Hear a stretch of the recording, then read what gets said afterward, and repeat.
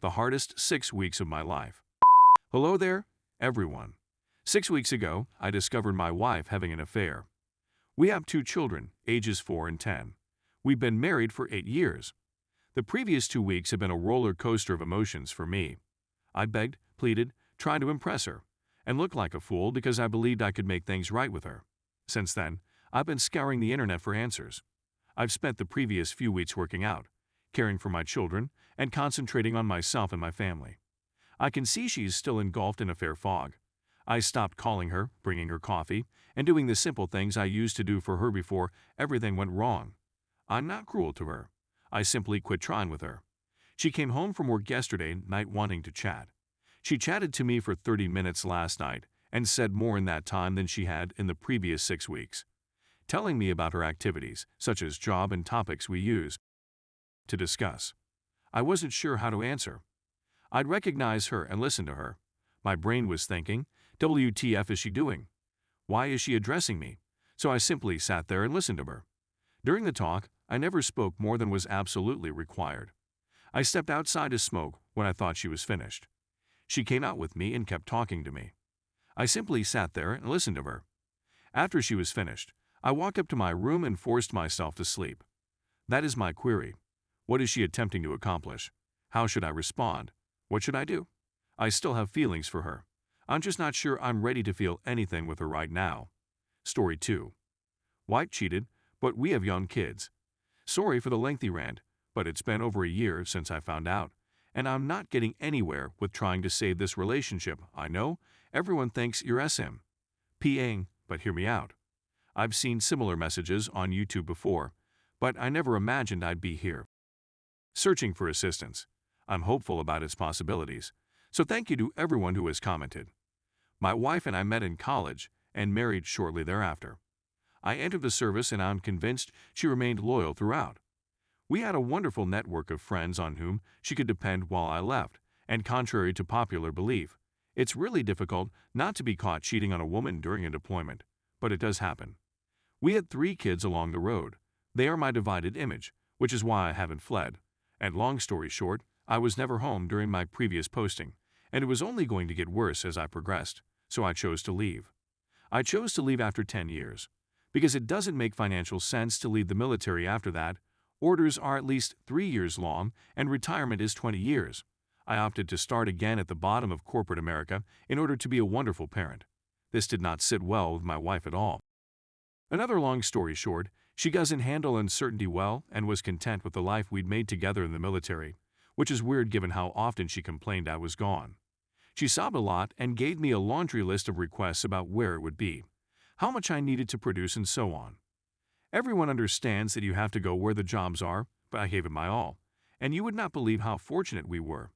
I obtained a job in the right state, check, within driving distance of my parents, since she adores them. They are wonderful, check. Making what the military would call a 6 figures, check. Public schools are the finest in the metropolitan region, check. HOA costs are inexpensive, and everyone is nice, oh. And I mentioned she was often grumbling about not being able to start her jobs since we moved so frequently in the military, which is true. Within 3 months, she had landed her dream job, if you will. It's not a lot of money, but she's always wanted to do it, and I was there for her 100%, as I am for anything she does, as she has subsequently confirmed. Sounds too good to be true, doesn't it? So, because I'm on r/driven infidelity, it was. It was enjoyable while it lasted, which was about a year. I was constantly at home, not deployed, coached all of my children's sports teams, and had fantastic neighbors to hang out with on vacations. It only took her 5 months of employment for her to begin cheating on me with her supervisor. One thing to keep in mind, it may seem arrogant, but I need to establish the tone. For obvious reasons, I was thin and concentrated on endurance while in the service.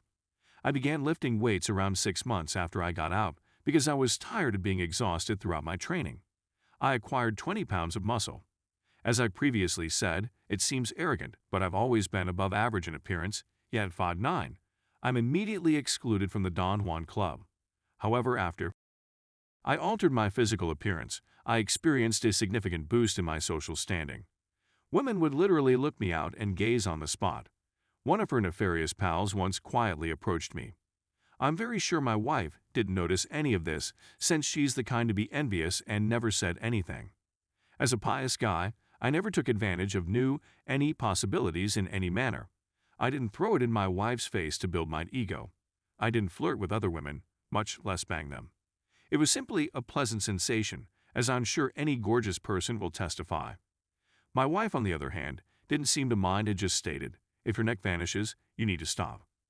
It was a disheartening answer, but I took it to imply she loved me for who I was, not the form of my body. The remained constant once I began doing weights, which was excellent since it was good.